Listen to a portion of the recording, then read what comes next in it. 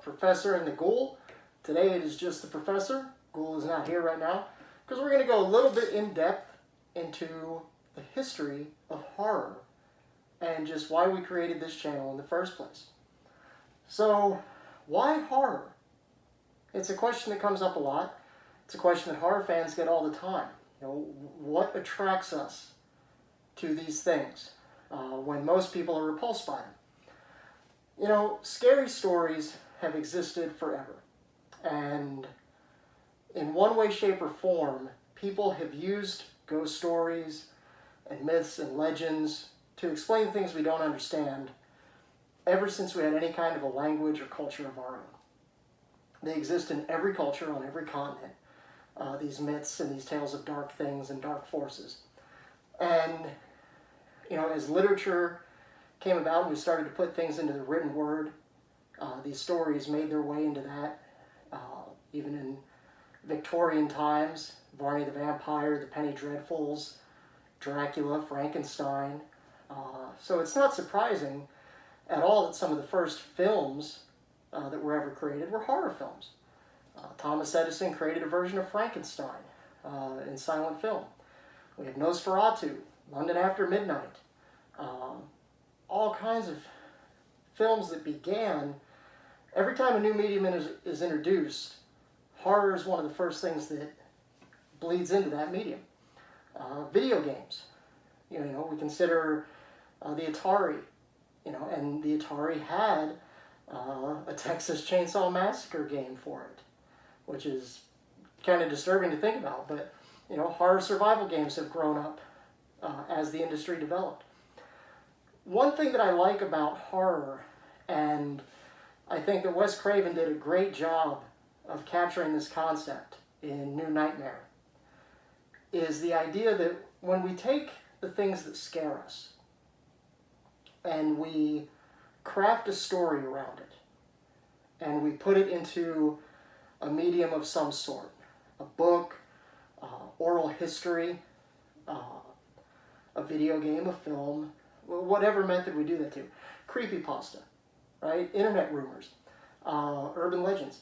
When we take these things and we share them and we define them, it gives us a sense of control over our fears. And we like that because we live in an unpredictable world. If nothing else, COVID shows us that right now. So having the ability to control the story, control the narrative of the thing that scares you, whether it's by stopping playing the game, not reading the book for a moment, putting it down because it got too much, hitting pause, you know, turning the lights back on when watching a horror film. You know, all of those things give us a sense of control over what terrifies us. And, you know, it would be interesting for a psychologist to do a study of true horror movie fans to see what our makeup is. You know, what things kind of make us tick. Because horror, it transcends all kinds of boundaries. Wealth, privilege, doesn't matter. You know, people love horror of all walks of life. People who you wouldn't expect to. Very professional people, very educated people. They love it just as much as, you know, people who maybe are not so high on the social ladder. You know, so it has a universal appeal in some way, shape, or form. And it's just a question of why. You know, and that's a question for the individual person. You know, for myself, as a young student at Miskatonic University, I fell under the tutelage of Doc Dredd, and that shaped my life from that point on. I was introduced to horror at a young age, and rather than warp me, it fascinated me. And it became something that I grew to enjoy and embrace, and it represents family to me. It represents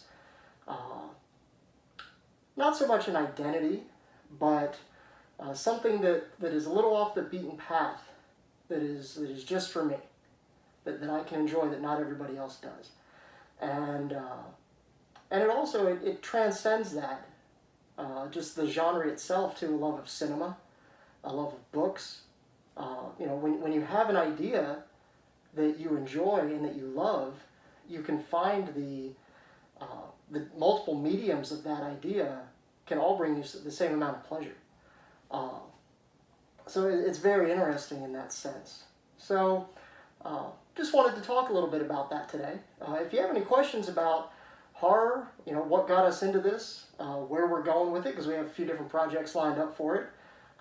We have a series that's going to be coming out here on YouTube. We're going to be talking about a couple classic slasher franchises of the 80s and comparing and contrasting those. We've got a review with myself and the Ghoul. We're going to review Monster Squad coming up here in the next couple days.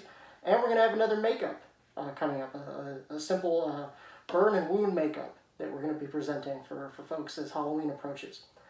But feel free to drop us a line, drop us a comment, and let us know what you're thinking.